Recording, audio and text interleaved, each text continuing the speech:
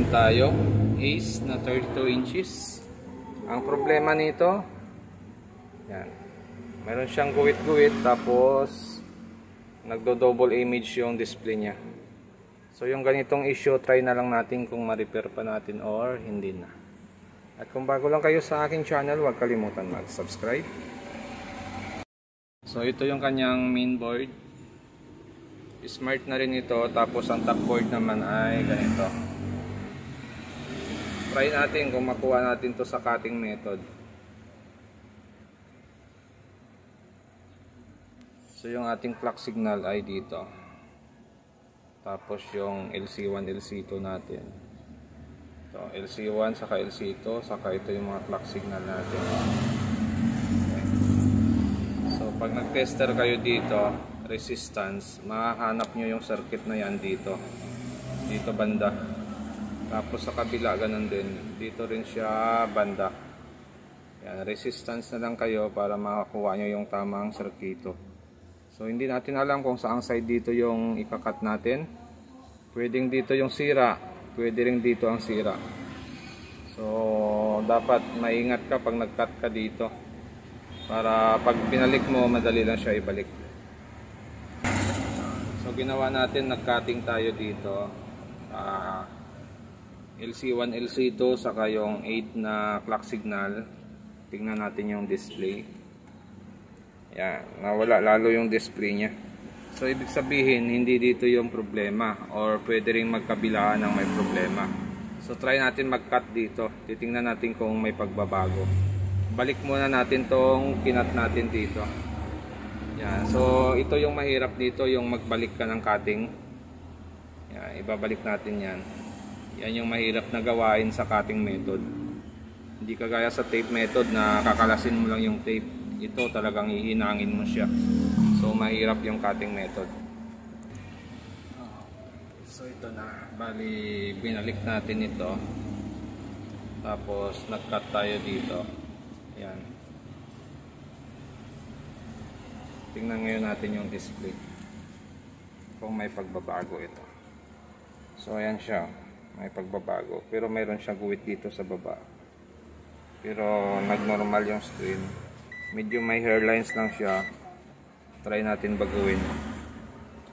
Try natin maglagay ng 1K sa lahat ng clock signal. Titingnan natin kung kikinis pa yung screen sa side na ito. So positive nga itong side na to, may sira. Tapos itong side na to ay may konting problema din, pero try natin kung tatagal. So ito na ginawa natin dyan. Yan, lahat lang ng clock signal, yung HC1 to HC8, pinagsama natin yung papunta sa glass. Tapos sinap natin sa ground. Yung LC1 saka yung LC2, hindi natin siya sinama. Okay? So tingnan natin ngayon yung display. Kung may pagbabago. Ayan. Mayroon nga siyang pagbabago. Ang problema, may lumilitaw na guwit sa gitna. Yan, oh. May lumalabas na guwit sa gitna. Yan. So yan pa yung isa-solve natin na isang problema niya. So yung guwit na lumalabas sa gitna, dito yan, nagkakaroon ng problema dito.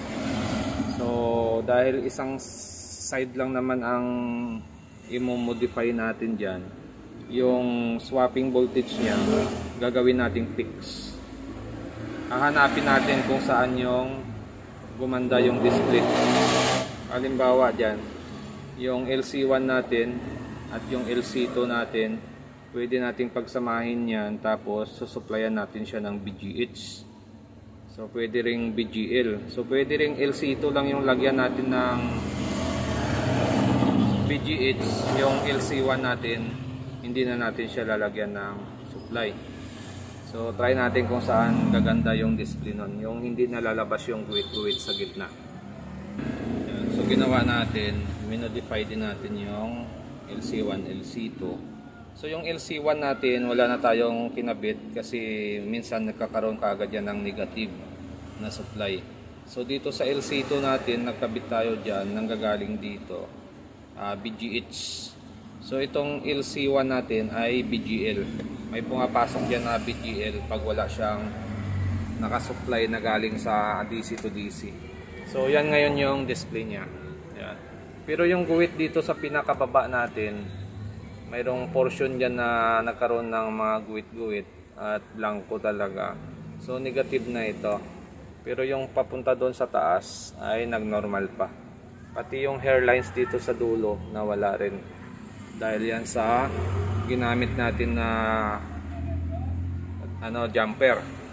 Yung lahat ng clock signal pinagsama natin, tapos tinap natin sa ground. Tapos yung konting galaw naman or konting flicker doon sa gitna, nagkakaroon ng guhit. Nawala naman yun dahil dito sa minodify natin na LC1, LC2. So tatandaan nyo lang, pag nag-double image siya, sa clock signal ang issue.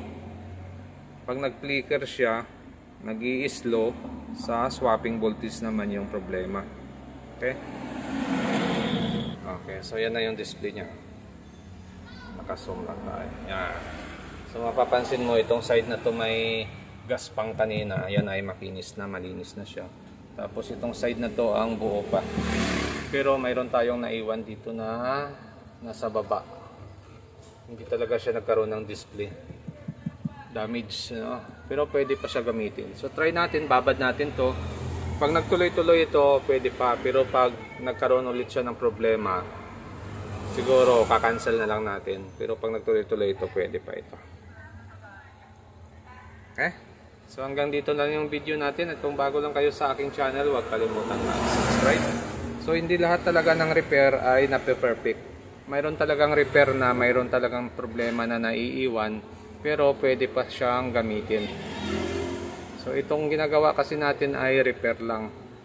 So hindi naman lahat kasi ng customer natin ay kaya ang bumili ng bagong LCD or kahit replacement na LCD. So kung okay lang sa kanila na ganito yung gagawin at pumayag naman sila, okay na yon. So ayan, pwede pa.